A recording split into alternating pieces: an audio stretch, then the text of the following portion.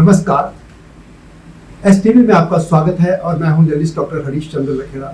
मेरे साथ हैं वरिष्ठ पत्रकार और जनसत्ता के मेट्रो एडिटर रहे और पूर्व ब्यूरो चीफ मनोज मिश्रा जी, आपका स्वागत है। मनोज जी, दिल्ली में जो ये मालीवाल वाली घटना हुई है, उससे इसमें चुनाव पर क्या असर पड़ेगा? क्योंकि चुनाव के बीच में ये घटना, तो मुख्यमंत्री आवास में एक महिला आरोप लगाती है, महिला ही नहीं, वो महिला आयोग की भी अध्यक्ष रही है और राज्यसभा सांसद भी है, तो इस पर क्या असर पड़ेगा? निश्चित रूप से असल में 10 मई को जब सुप्रीम कोर्ट ने केजरीवाल को 3 हफ्ते के लिए सशर्त जमानत दी कि अपने चुनाव प्रचार करेंगे, अपने दफ्तर नहीं जाएंगे, सरकारी कामकाज नहीं करेंगे, तो लगा कि फिर से इस चुनाव प्रचार में टर्निंग पॉइंट आया और उन्होंने ये साबित भी कर दिया, जो उनका स्वभाव है कि उन्होंने आते ही सबसे पहले ये कहा कि नरेंद्र मोदी के बदले अमित शाह प्रधानमंत्री होंगे।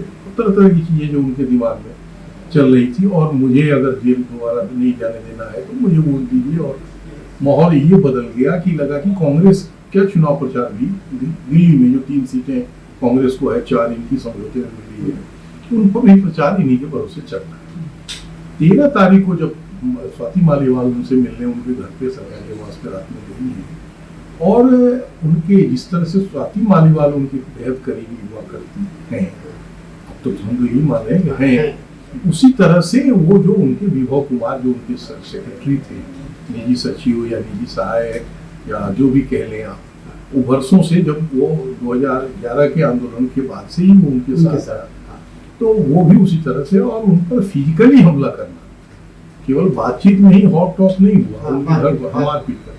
जो अभी खुल के बातें सामने नहीं आई है वो ये आई है कि स्वाति मालीवाल अमेरिका थी जब केजरीवाल की गिरफ्तारी हुई, और वही नहीं और भी कई लोग, जैसे राघव चड्ढा अपना इलाज कराने लंदन है, बाकी लोग जो राज्यसभा से हैं, पंजाब से, वो लोग कोई आए नहीं, तो ये एक वातावरण बना कि बड़े नेता इन्वॉल्व नहीं हो रहे हैं। स्वाति मालीवाल जल्दी लौट के आई और वो अपने स्वभाव के अनुरूप कार्यक्रमों में लग गई, लेकिन मुझे लग रहा है कि केजरीवाल जी का गुस्सा उतरा नहीं था, और चाहे वो जो सफाई लोग दें, लेकिन वास्तविकता ये है कि उनके सरकारी निवास पर अगर उनके सचिव, निजी सचिव ने उन पर हमला किया है, तो ये केजरीवाल की सहमति और जानकारी, ये ऐसा माना जा रहा है कि इससे ही हुआ होगा, और ये बड़ा इशू बनेगा इसलिए कि जैसा आपने खुद बताया कि स्वाति मालीवाल केवल राज्यसभा सदस्य नहीं है, सबसे लंबा टेन्योर की दिल्ली महिला आयोग की 23 तरार अध्यक्ष रही है। मतलब वो दिल्ली के मामलों में नहीं, महिलाओं से जुड़े देश भर, दुनिया भर के मामलों पर बोलती और सक्रिय रही है, जाती रही है, रात रात में वो घूमती रही दिल्ली की गलियों में। यहाँ तक उन्हें अपने जो पिता है उन पर भी यौन शोषण का आरोप लगाया था कि पिता ने उनका यौन शोषण किया और उनको मार दिया। इससे ज्यादा हाँ, ये तो और भयावह है। हम लोगों को जो पता है, पता नहीं इसमें कितनी सत्यता है, कि स्वाति मालीवाल कहीं ना कहीं इनकी पत्नी जो मुख्यमंत्री जी की है, उनकी कहीं ना कहीं रिश्तेदार है। इसकी सत्यता के बारे में मैं कोई दावा नहीं कर सकता, तो इसलिए उनकी करीबी मानी जा रही थी। और शुरू में जब माना गया, जब पहला मंत्रिमंडल, दूसरा मंत्रिमंडल बना, जब 13 में, फिर 15 में, तो उनको मंत्रिमंडल में लेने के बजाय महिला आयोग दिया गया। तो ये लगा कि चूंकि जो कुछ कमिटमेंट केजरीवाल का दिल्ली की जनता से है, उसमें एक बड़ा कमिटमेंट महिलाओं पर भी के लिए भी है, इसलिए उन्होंने स्वाति मालीवाल को वहाँ लगाया है। और अभी जैसे मौका मिला, उन्होंने उनको राज्यसभा दिया।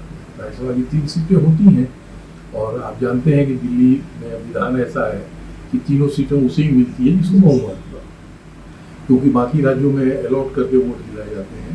संयोग से पंजाब में भी इनके सारे टोटल इनके सांसद हैं, तो वो वहाँ तो और अजीब हुआ।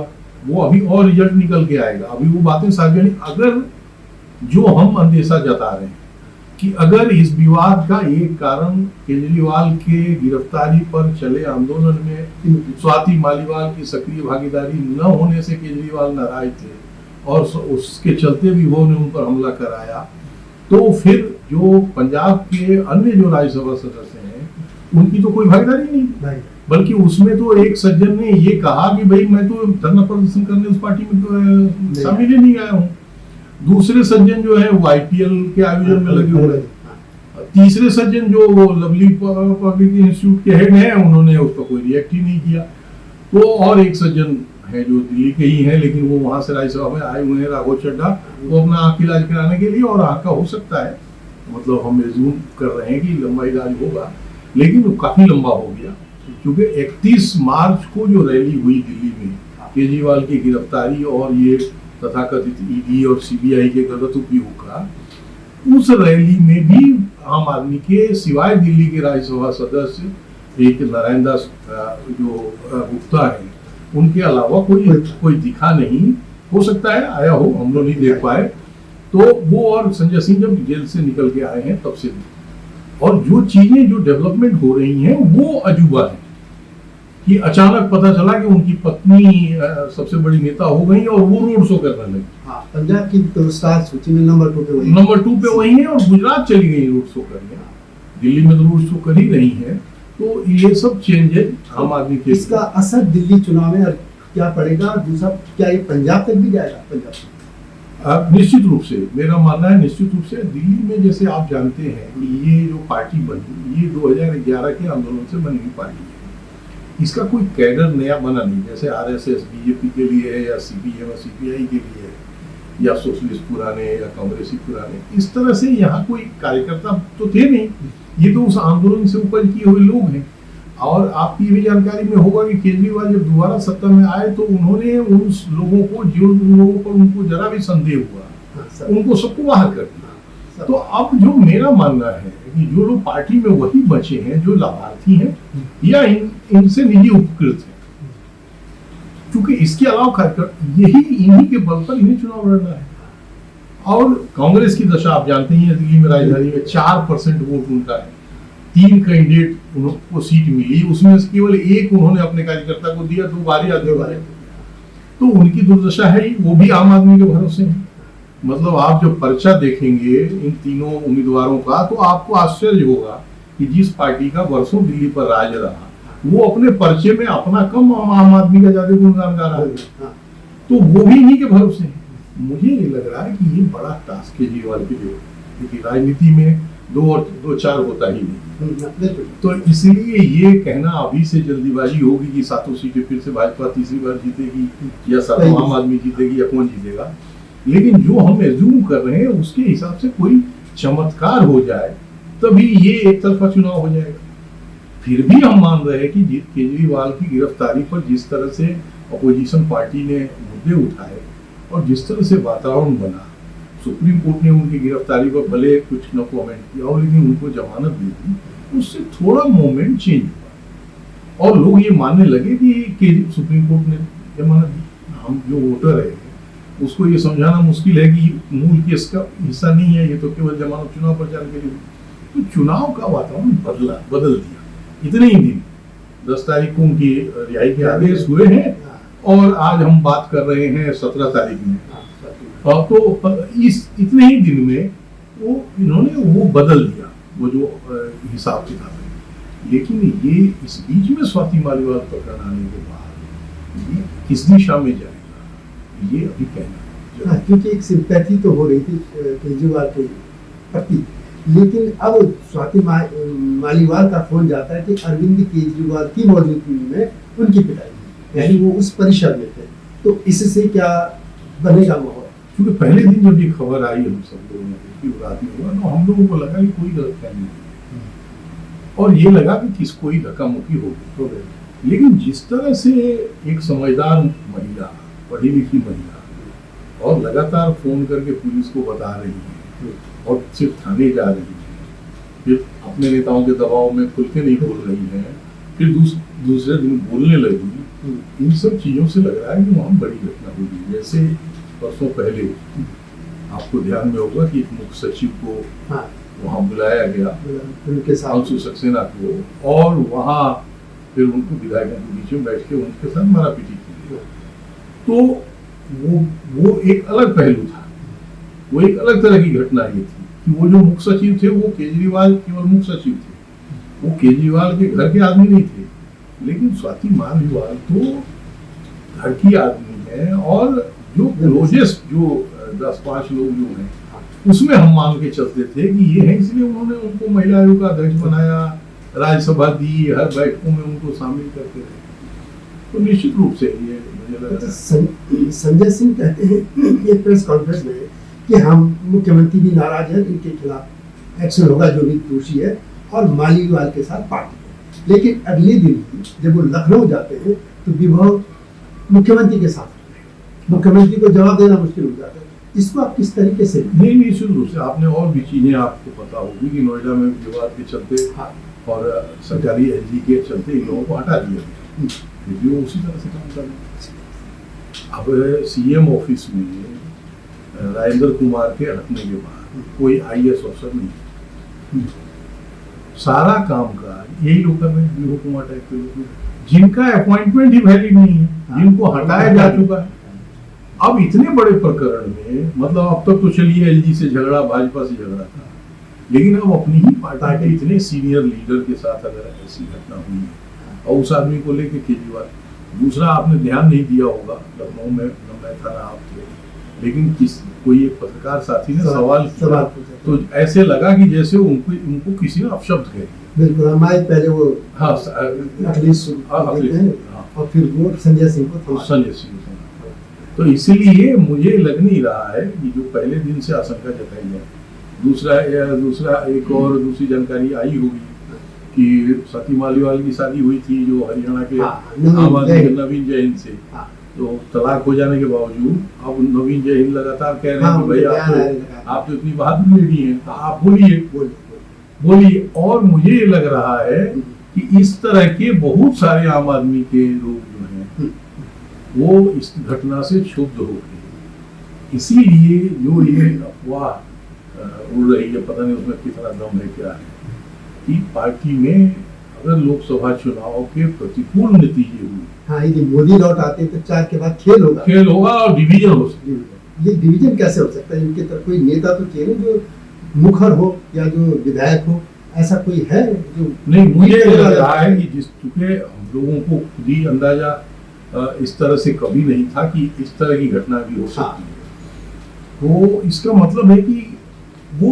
सारी सीमाएं लांघ चुका है। विवाद जो इनके अंदर खाने चल रहा है, केजरीवाल के बारे में जो पहले वीडियो आए थे प्रोफेसर आनंद कुमार, अजीत झा की, वो वीडियो लोग सहजा मान नहीं रहे थे कि जिस तरह की भाषा वो इस्तेमाल कर रहे थे उन गाली गलौज। तो ये कोई सभ्य आदमी जो एक इतना ब्यूरोक्रेट रहा हो और पढ़ा लिखा इंजीनियरिंग पढ़ा हुआ IIT का रहा हो छात्र, वो आदमी ऐसे अफसर बोल सकता है, ये किसी को सहज यकीन नहीं हो रहा था। लेकिन अब जिस तरह की घटना हुई और स्वाति मालीवाल जैसे नेता से हुई, मतलब मुझे लग रहा है, मुझे तो ताज्जुब हो रहा है, क्योंकि वो मनीष सिसोदिया या 2-4 कुमार विश्वास और इस तरह की जो शुरुआती टीम के लोग थे, उसमें से स्वाति मालीवाल। ये भी कहा जाता है कि 2 लोग जो नाम लेकर केजरीवाल को वोट देते हैं, अरविंद, उसमें कुमार विश्वास और ये स्वाति। अच्छा, एक चीज और बताइए, ये सिर्फ एक महिला या उसका मामला नहीं है, आम आदमी पार्टी, ये राज्यसभा की भी सांसद है, और इसमें जैसे पॉलिटिकल चल रहा है कि राज्यसभा के जो सभापति यानी उपराष्ट्रपति है धनखड़ साहब, वो भी इसमें संज्ञान ले सकते हैं, या पुलिस तक मामला चले गया है, तो केजरीवाल की मुश्किलें कितनी बढ़ने वाली? निश्चित रूप से बढ़ेगी। मेरा मानना है कि निश्चित रूप से, और ये कोई ओपन फैक्ट है, छुपा हुआ नहीं कि भाजपा उन्हें चार्ज अस्थिर कर। और आप खुद ही, हम सब पत्रकार हैं भाई, जो 303 सीटें लेके सरकार चला रहा है, जिसकी 353 सीटें हैं पार्लियामेंट में एनडीए के साथ, और एक दूसरी तरफ जिस पार्टी की एक भी MP नहीं है, वो भी चला गया, वो आदमी अगर उसको चैलेंज कर रहा है तो वो तो खार खाया बैठा होगा जो प्रधानमंत्री, तो वो कोई अवसर थोड़े छोड़ेगा। तो मुझे नहीं लग रहा है कि राज्यसभा के जो सभापति हैं वो निश्चित रूप से इसको सम्मान करेंगे। जैसे अभी आपने देखा होगा कि राष्ट्रीय महिला आयोग ने तुरंत सम्मान किया और वो कार्रवाई होगी। हाँ, तो इसके बाद ये खतरनाक संकेत अभी देखिए, अभी आगे आगे होता है, क्योंकि आज खबर आई है कि हम प्रॉपर FIR हुई, तो FIR होने के बाद से फिर वो तो तैयार बैठे होंगे जो पुलिस विभाग है, क्योंकि इन्होंने पुलिस विभाग को अपना दुश्मनों को दुश्मन, हाँ, तो तैयार बैठे होंगे कार्रवाई करने के लिए। तो अब सबसे बड़ा जो सवाल है, जो शुरू में आप कह रहे थे, क्या विभव कुमार के माध्यम से हाथ फिर वो वहां तक न पहुंचा। हाँ, तो इसमें भी आशंका पूरी है कि अभी तुरंत विभव के खिलाफ कार्रवाई हो और फिर मामला वो जैसे शराब घोटाले में शुरुआत कहीं से किया और पहुंच गए केजरीवाल को, और वो जो ईडी ने अपना ईडी के लोग जो कह रहे हैं कोर्ट में, वो ये कह रहे हैं कि मेन जो है वो यही है, केजरीवाल है। तो इसी तरह कहीं वो घटना ना हो जाए। और इस अफरा तफरी में चूंकि केजरीवाल के बारे में जो सकारात्मक चीजें हैं वो तो हम सब जानते हैं, नकारात्मक चीजें हैं कि उनको धैर्य बहुत कम है, गुस्सा बहुत जल्दी आता है। तो कहीं वो गुस्सा आ जाए और गुस्से में फिर किसी और मालीवाल टाइप के किसी बड़े नेता से न बदतमीजी कर दे। अब इसके बाद फिर जैसे लोकसभा के चुनाव गए, फिर दिल्ली विधानसभा के चुनाव हो जाएंगे अगले साल, उस यानी वैसे फरवरी में अगले से। पर ये बताइए कि इसमें क्या हो सकता है, पड़ेगा इसका असर क्या? बहुत असर पड़ेगा, क्योंकि देखिए इनकी जो पूरी ताकत है वो तो विधानसभा ही, नगर निगम को जो पावर मिलना था मिल चुका, अब वो नगर निगम को उससे ज्यादा पावर तभी मिलेगा जब केंद्र में आम आदमी या इस तरह की सरकार बनेगी, जिसकी संभावना दूर दूर तक अभी दिख नहीं है।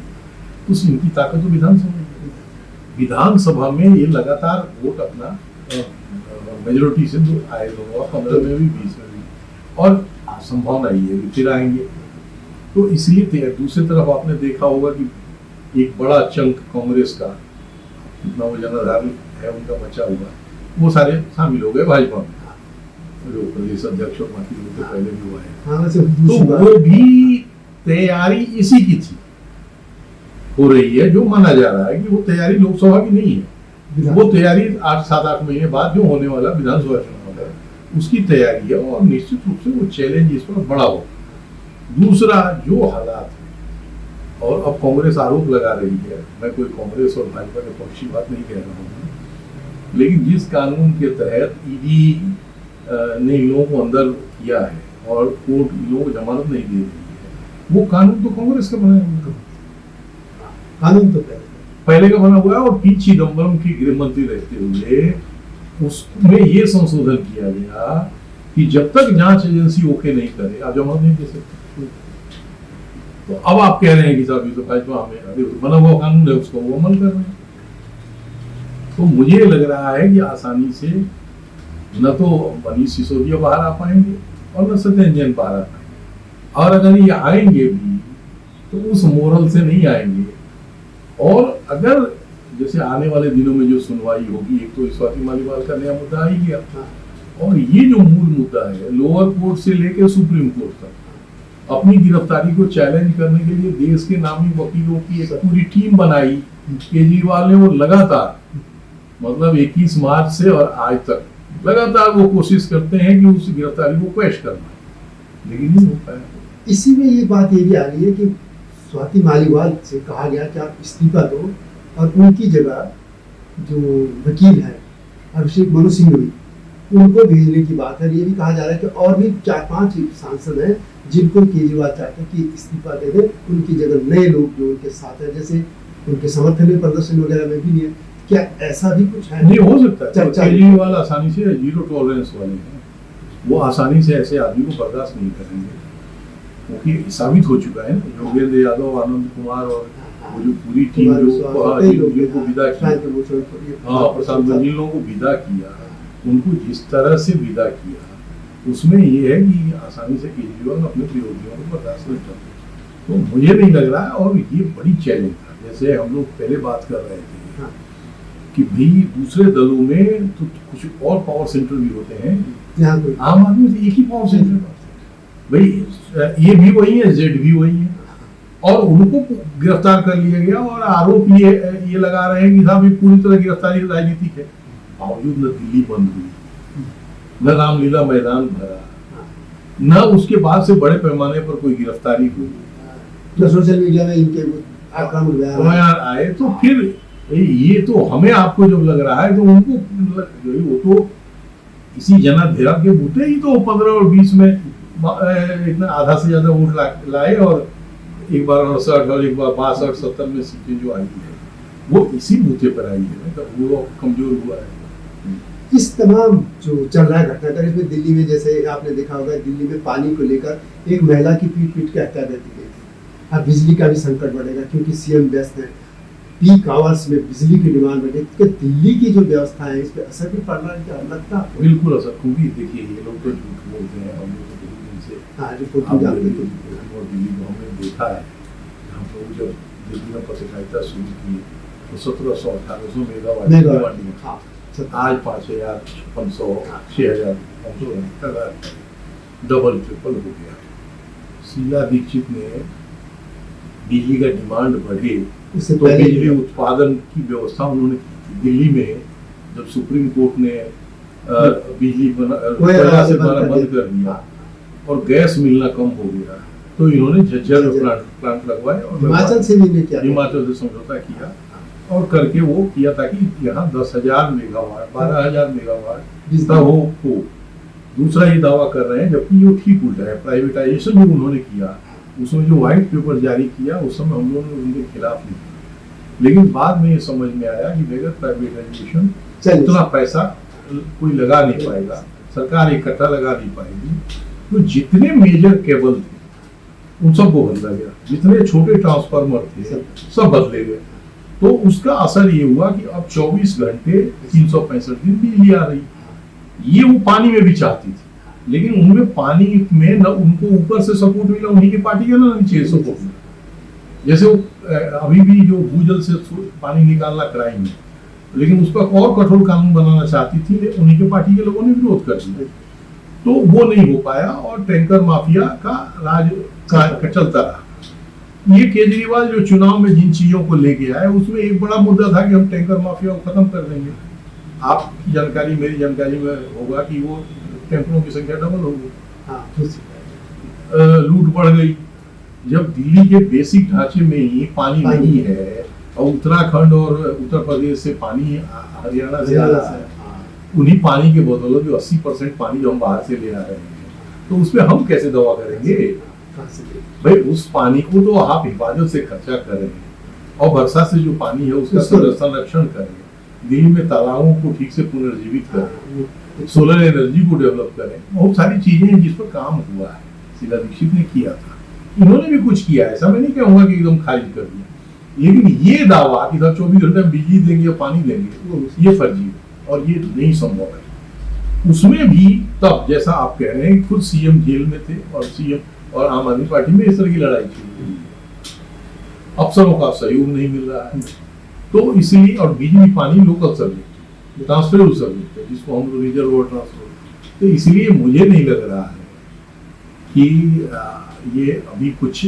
आसानी से दिल्ली के लोगों को राहत मिलेगी इन झगड़ों के चलते।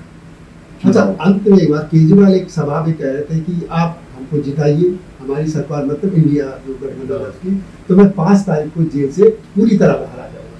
तो क्या इसकी संभावना है? सवाल ही नहीं। देखिए ये तो वो तो जमानत शर्तों का उल्लंघन कर रहे हैं, क्योंकि जो हम लोगों ने पढ़ा है उसको उन्होंने कहा है कि इस मुद्दे पर आपको बोलना ही नहीं, लेकिन आप कह रहे हैं। दूसरा, ये तो अदालत का जुडिक्शन है, ये केजरीवाल और मैं आप कैसे तय कर लेंगे जब उनकी गिरफ्तारी पर मतलब उनका ये कहना है कि इंडिया गठबंधन जीतेगा। क्या जीत रहा है इंडिया गठबंधन? ये कहना नहीं, अगर मान लीजिए जीत भी रहा है तो चेंज कैसे करेंगे? तो सुप्रीम कोर्ट करेगी ना, सुप्रीम कोर्ट। वो तो सुप्रीम कोर्ट इनको केस खारिज करेगी, नहीं गलत केस इन पर लगाया गया। तो इसलिए मुझे लग रहा है ये हवाबाजी है। कुल मिला के चाहे सरकार इंडिया गठबंधन की आए या मोदी लौटे, केजरीवाल की मुश्किलें अभी बनी रहेंगी, क्योंकि एक मामला पुलिस में भी चला गया है। तो वीडियो कैसे लगी कमेंट में से लिखिएगा। निशा जी, आपका बहुत बहुत धन्यवाद। वीडियो को शेयर भी कीजिए, लाइक भी कीजिए और चैनल को भी सब्सक्राइब अवश्य कीजिएगा। मिलते हैं नई मुद्दे के साथ, तब तक नमस्कार। हिमालय पे पेड़ हो तो गीत गाएंगी नदियाँ, गीत गाएंगी नदियाँ। पेड़ों पे चिड़िया है तो गीत गाएंगी नदियाँ, पेड़ों पे चिड़िया है तो गीत गाएंगी नदियाँ। माँ की लोरी जैसे होते हैं नदियों के गीत।